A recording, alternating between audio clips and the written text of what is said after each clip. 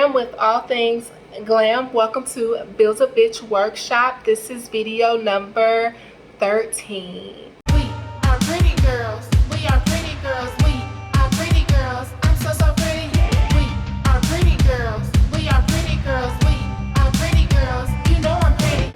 I do want to start by saying this. Some of this is going to be narrated this way, and then some of it is going to be me laying down because I'm not going to be able to get up to narrate. You're just going to be following me. But I wanted to start by telling you all that you want to make sure that you have a style that you don't have to worry about getting wet if you have the kind of hair that I have, or you don't have to worry about maintaining it. So I have to maintain my hair, obviously. So you want to make sure that you put like some kind of braids in there or some kind of protective style that you can actually wear throughout the process for these procedures. So this edition is the BBL breast augmentation surgery edition. My surgery day is actually tomorrow, guys, so I'm going to take you all in real time with me on this surgery. I'm doing a BBL 360 plus a breast augmentation, breast revision augmentation surgery so that they can enhance the girls. And I'm going to show you all exactly what you'll need for this surgery to be successful. There's some things that I packed, and there's some things that I actually purchased while I was here. I will say this: you're going to bleed a lot, so it's going to get yucky, very yucky. So you want to make sure that whatever bed you're on, be it a hotel that you rented or Airbnb or your own home, that is covered in like pads. I'm going to show you that in just a moment. Let's get to it. Here's what your bed should look like.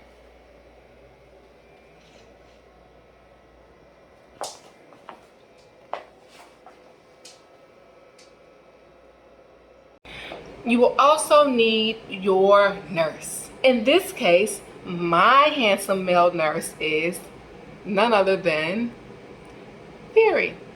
He's going to be with me, of course, taking care of me and seeing me through this whole process. So you may see him popping in from time to time, or he may be the one that's holding the camera, because again, I won't be able to hold the camera. I won't be able to lift my arms. Y'all are gonna have to excuse me because literally this is what I look like the day before surgery day. I know it's not cute, I know it's not pretty, but I'm gonna explain to y'all from the top to the bottom everything that you should be doing before you have a surgery.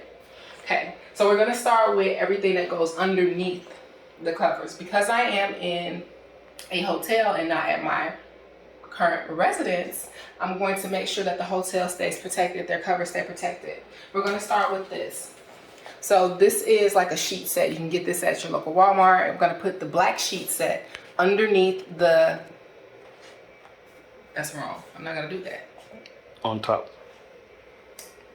I'm gonna put this on top. I'm gonna put this on top. What I'm gonna put underneath is, I'm actually gonna put a shower liner underneath. So we'll start with that. I'm gonna put the shower liner underneath the actual sheet cover to protect the white cover. Then I'm going to put the black on top of that. Okay, so that it protects that. And then I'm actually going to put my doggy pads and line those across the bed. So this bed is going to be protected. Nothing will be damaged in this bed by the time we're done bleeding all over it, because we're going to bleed all over it. From there, I'm going to tell you all what goes on top of the bed. Now this is what you call a standard BBL pillow. Okay? So when you're sitting down after you have your BBL, or when you're laying down, you actually sit on this pillow so that your behind is not touching the bed. This is what I'm going to put my upper thigh on so that I can give myself a lift or heighten myself so that my butt is not touching the bed, because I am having a combination surgery. This is what I'm going to lay my back on. Okay? You want to elevate yourself. These, actually bought extra pillows. You see there's 3 there. There's 3 for my nurse and 3 for me. Those are actually going to be for my back to make sure that I'm comfortable, because after a breast augmentation, everything is really painful and you cannot move. You cannot move that muscle. It's hard for you to get up, and you need that pectoral muscle to actually lift your body. You can't do that. So I'm going to use 2 of these for my arms so that my arms are as comfortable as possible. This is going to go under my upper back. Okay, you guys got that? This is actually because I have a big ass head and I need my neck protected. No, that's not the truth. That's not the truth. I don't got a big ass head. But I want to alleviate the pressure off of the back of my neck. So we're going to use this for that. And it's going to look something like this.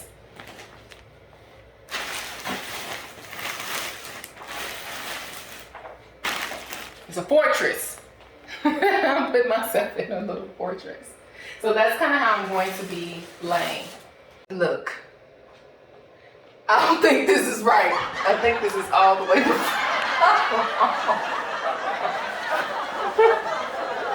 You want to fly over? You want me fucked up, y'all? Wait. Hold on, wait. You got the other pillow under there. That one.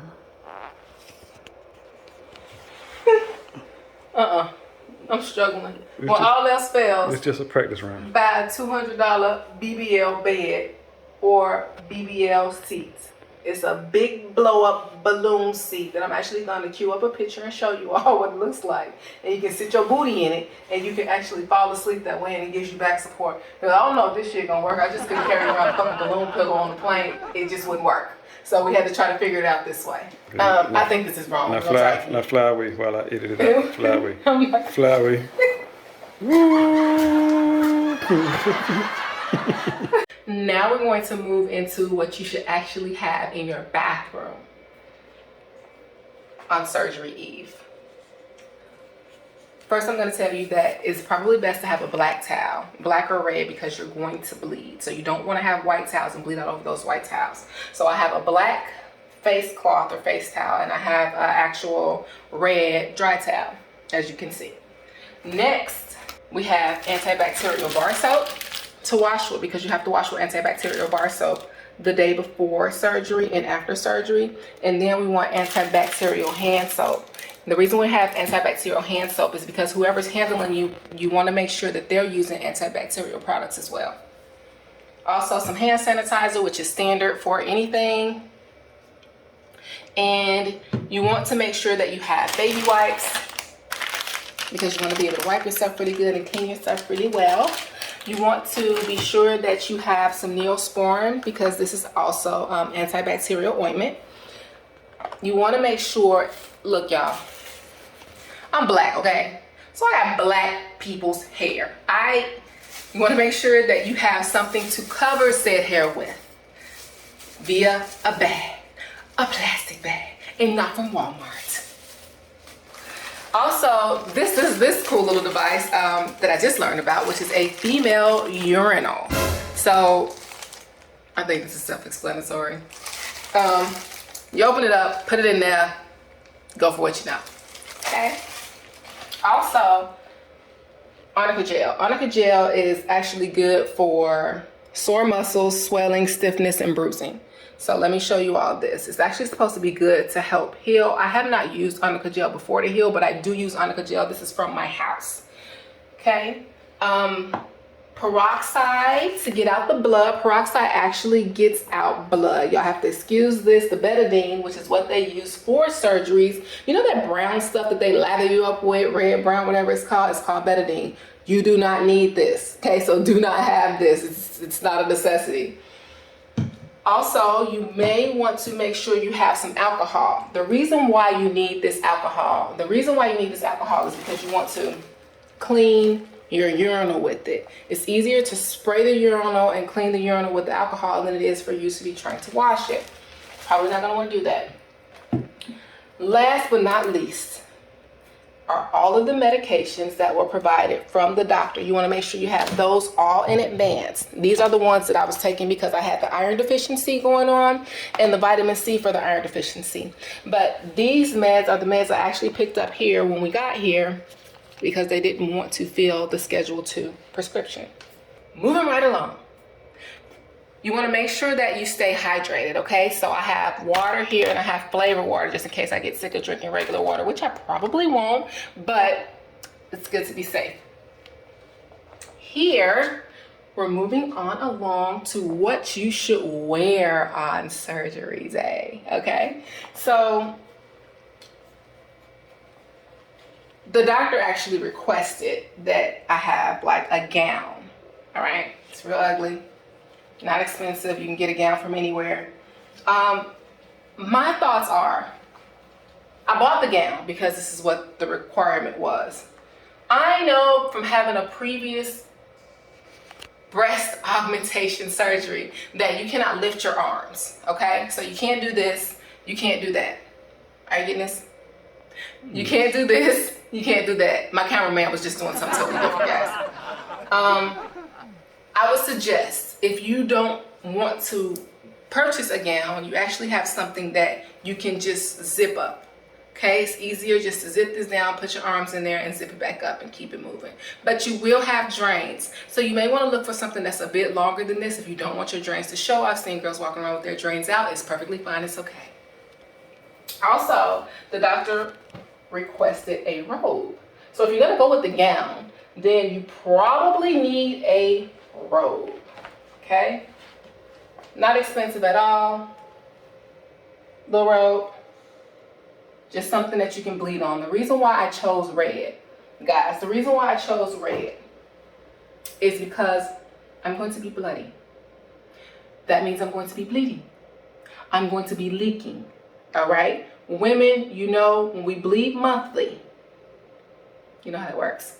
So you want to make sure that everything that you choose is actually red. It's not red. The robe is like purple. Well, shit, it look red. He said my robe is purple. This robe ain't purple. You know, this is shit purple. It's burgundy, maroon, or purple. He may be right, y'all. That's red. That's something. Whatever, it ain't white. You don't want nothing that's white or yellow or orange, okay? You want dark colors. Is that better? Next. Did I do better? Okay.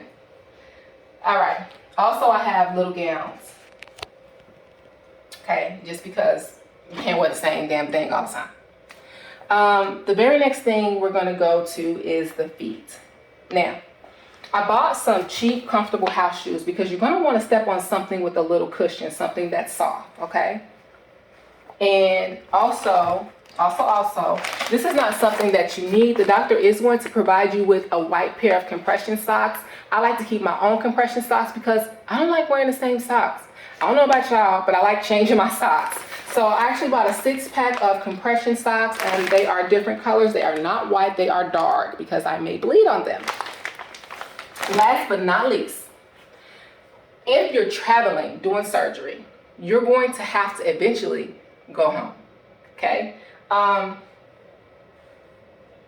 We will be catching a flight back home. So with that, I bought extra large or large, I'm not sure what these are, black sweats, so that if I do bleed while I'm in the airport, nobody will know because it'll be black, and they're large so that I can pull them over my fanny because I am having my buttocks done. And a black shirt, okay? Also a black sweater because you'll be cold because you'll be losing blood, okay? That's how this works. And another important fact, guys, you want to make sure that if you're traveling, you actually have a room with a shower in it. You cannot sit in the bathtub. And I think I showed you this room already with my my nurse in it. But you cannot sit in the bathtub after surgery. It's good to have like a little rain shower. That's just something that I kind of like to do. You don't have to do that, but I just kind of like my bathrooms to be equipped with everything that I need to make me comfortable for my surgery. Okay, y'all. So I told y'all I'm going to keep it all the way candid with y'all. I'm going to keep it all the way funky, all the way 100, right? Listen, I look like SpongeBob right now. I've been gaining all this weight to do the surgery. I was really, really small. Okay, so the doctor said that I needed to put on 10 to 20 pounds in order to get the surgery. My arms are bigger. I have less of an ass than what I had to start with because I had a little pump, you know, but then when I gain weight, you become out of shape, you know, and I mean, you're in a shape, it's just not the shape that I want to have. So I'm going to show you all what it looked like now so that you can see what it looks like afterwards. Now afterwards, I want you all to keep in mind that I will be swollen. I won't be able to do as much talking, probably moaning and groaning and whining more so, but not a lot of talking. But you do swell immediately after surgery, okay? And then after that, you begin to go down and you begin to take form and take shape in your faja. I'm gonna have a faja, stage 1 and stage 2 faja. I will show you all that. Tell them what a faja is. A faja is a garment that you wear. It's a compression garment that you wear after surgery to keep everything in place so that everything has a great shape and lift you up in the right places and squeeze you in the right places. When doing these procedures, I think it's best if you're going to go out of town to stay out of town for about 10 days. And let me tell you why. Your doctor is probably going to tell you that they need you to be in the same state or the same city for 7 days. But I think that you should always come a day earlier than your pre-op, and that you should always leave a couple of days later, just in case of anything, so that you can make sure that you're healing well and everything is going according to plan. So we're up early, guys. They had a cancellation. They called me in because I'm the first one after that cancellation. The valet has gone to get the car and we are off to surgery. I will see you all on the other side. I'm Glam Grant. That's what I'm talking about. What you talking about? Run my motherfucking mouth. All I do is run my motherfucking mouth. That's not nice. I'm just saying that from the business way, it's stupid. But your personal life, motherfucker that you with gotta hear that shit all the time. Then it might not be that good. What you say to motherfucker don't we gotta hear that shit all the time? Who might that motherfucker be? Some cool ass, pimp ass, player ass, pole ass nigga. Rolling drop top nigga. Motherfucking Rango on twin fold. This nigga right here. That nigga named Fury. That motherfucker that's hungry as hell thing he right there. You hear how this guy refers to himself? See what? He's gonna be recording. It's pathetic. I knew he was recording. It's pathetic. I know damn well he ain't recording. You've been recorded. That's all right. So this is going to be a little shaky. I am still healing and I cannot find my tripod. This last video was just what you should bring. I don't think I need a disclaimer for that because I really feel like I hit the nail on the head. But the next video will be the surgery video and y'all, shit is going to get real. So I want y'all to follow me to the next video, and you know what to do, little porcelain dollies. If you like this video, I want you to hit the like button. Of course, subscribe. I want you all to share and comment below. Until next time. We are pretty girls.